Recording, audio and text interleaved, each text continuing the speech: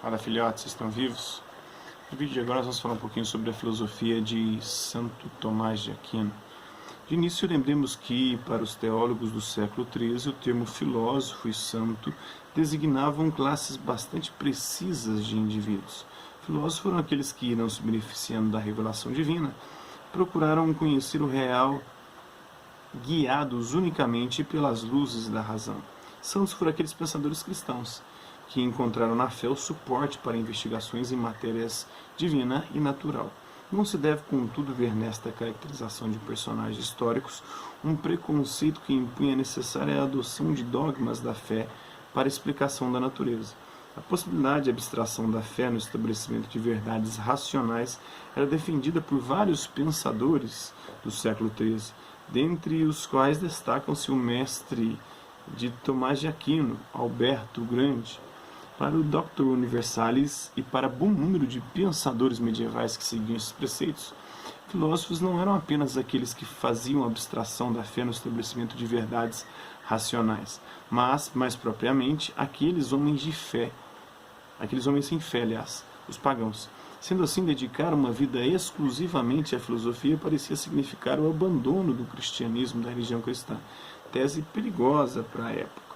Além disso, os artigos acima permitem constatar a clara oposição entre, de um lado, as reivindicações de completude da filosofia em matérias que podem ser decididas racionalmente e, de outro, a impossibilidade de organização do discurso teológico segundo os cânones racionais da razão.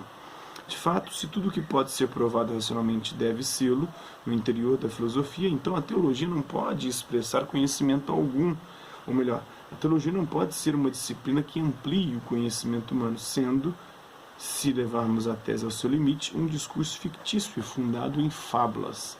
Mesmo que nenhum pensador cristão tenha defendido a autonomia da filosofia com grau de radicalidade condenado acima, o que atesta certo excesso no ato perpetrado pela Comissão Parisiense, ainda assim podemos afirmar ter sido a tese da autonomia da filosofia, bastante difundida entre os membros da Faculdade das Artes. Se indagarmos por sua origem, veremos que a oposição entre filosofia e teologia está indubitavelmente ligada à entrada de materiais de proveniências grega e árabe que passaram a circular amplamente no interior das faculdades das artes, ou da Faculdade das Artes. Assim, por exemplo, a primeira tese citada apoia-se provavelmente em uma famosa passagem da Ética Nicômaco de Aristóteles, onde ele defende que a perfeita felicidade se encontra na atividade contemplativa, na vida filosófica, no uso da parte essencial do homem, que é a razão.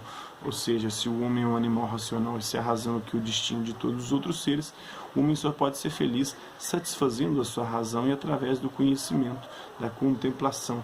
Obviamente, outros textos do Stagirita e mesmo de Averroes, ou Averroes, seu principal comentador árabe, poderiam ser aqui citados como inspiradores possíveis do conflito detectado por Tempia.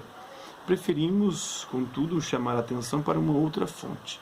As traduções latinas da metafísica e da lógica do pensador de origem persa, o Avicena, o Ibsina, com efeito a frase que abre a lógica de Shifa, primeira parte de uma espécie de compêndio de todas as disciplinas de origem grega, é justamente uma tomada de posição acerca da natureza e das pretensões da filosofia nos seguintes termos.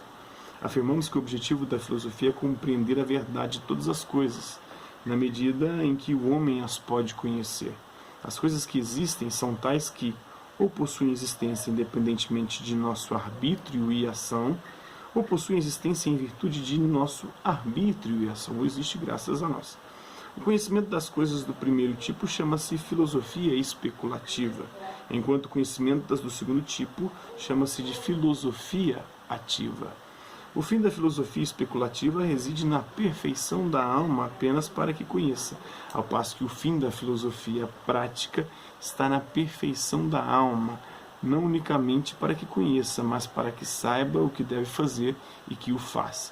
O fim da filosofia especulativa é, portanto, a aquisição de uma crença que independe da ação. Já o fim da filosofia prática é o conhecimento de uma crença ligada à ação. Sendo assim, a especulativa é a mais digna no que diz respeito às crenças. Essa citação é uma tradução feita comparando-se o texto latino da edição do século XVI do Avicena, da sua lógica, com o manuscrito Graz, Univers, capítulo 2, versículo 478, né, os fragmentos 99 a 110. Então isso é um pouquinho da filosofia no contexto do pensamento de Tomás de Aquino, aqueles pensadores que o influenciaram, e o ambiente histórico do século XIII. Espero que vocês tenham gostado do vídeo. Quem curtiu, dá um like. Quem não curtiu, dá um dislike. Quem se interessar pelo conteúdo do canal, é só se inscrever e ativar o sininho e aguardar os próximos vídeos e as próximas notificações. Deixe também seu comentário falando o que você tem achado dos vídeos e sugestões de temas e assuntos para vídeos posteriores. É isso aí. Hasta la vista, babies, e até a próxima.